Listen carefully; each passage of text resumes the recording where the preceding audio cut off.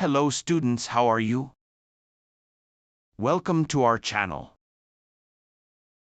Tell me like a Hellcat.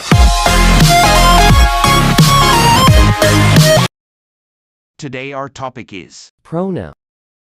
What is pronoun? The word which is used in place of noun is called pronoun. Example: he, she, it, we, they, him, her, this, that, and etc. Now I will tell you the meaning in Urdu. ज़मीर क्या है?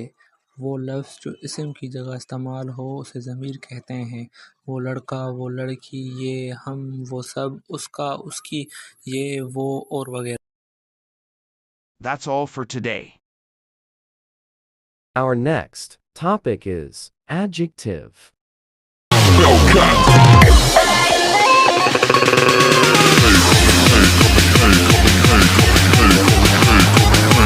Faster.